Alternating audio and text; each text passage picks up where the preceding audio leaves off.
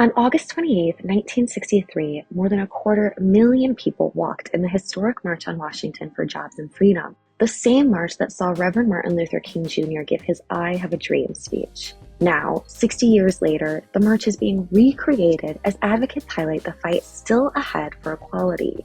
The 1963 march helped lead to the passage of the Civil Rights Act of 1964, an important step forward in the fight for equality because since President Abraham Lincoln had signed the Emancipation Proclamation in 1865, Black Americans were still forced to live a life of second-class citizenship.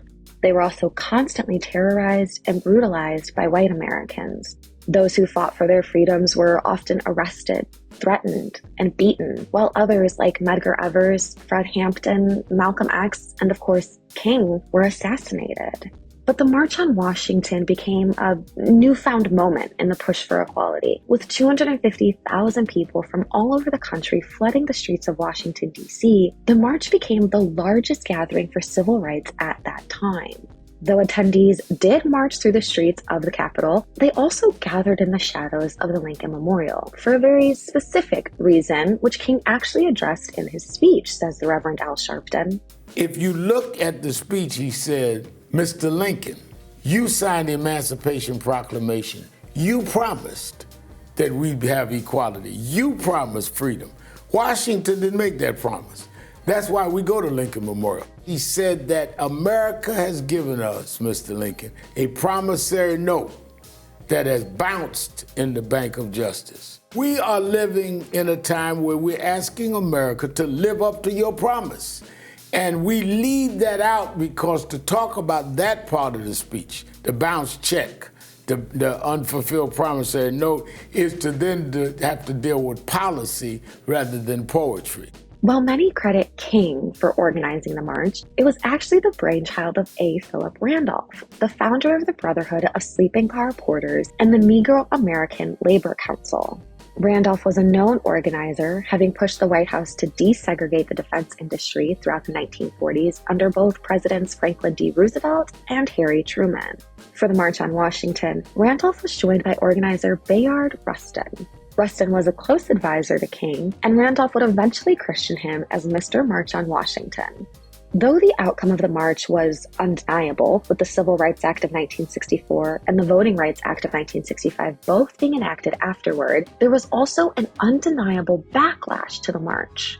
One of the most devastating acts of violence occurred on September 15, 1963, just 2 weeks after the march, when white supremacists planted a bomb under the steps of the 16th Street Baptist Church in Birmingham, Alabama.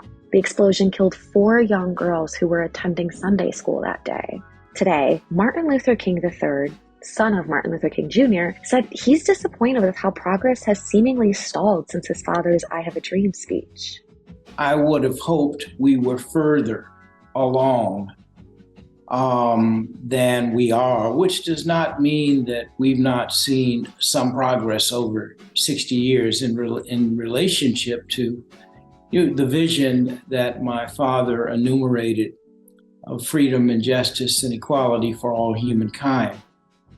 But I can't imagine that he would have envisioned necessarily that in 2023, that our nation would be at loggerheads in relationship to fighting to protect and preserve democracy, fighting to expand the right to vote, to make it easier to vote as opposed to making it harder to vote, as some states have done, fighting to regain the right to choose. Fighting just for people to have basic rights, the LGBTQIA community, and the list goes on and on. But the fight for civil rights has been going on long before there was a name for it, and it will continue until equality is achieved, advocates say. The moments of success throughout the fight have been pivotal, but they've also offered breaks in between certain periods of time. The march was one of those breaks. Now, 60 years later, another break will happen when the march is recreated by a host of organizations, including the NAACP, the Drum Major Institute, and the National Action Network. They'll all gather in D.C. once again in the shadows of Lincoln on August 26th.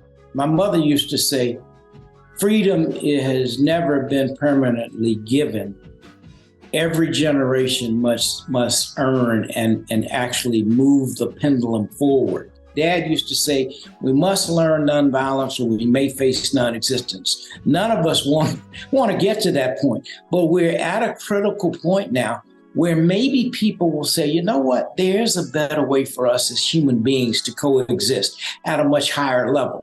And there's a great swell of cheers to welcome Martin Luther King to the speaker's podium, a man who stands as a symbol of all they are fighting for.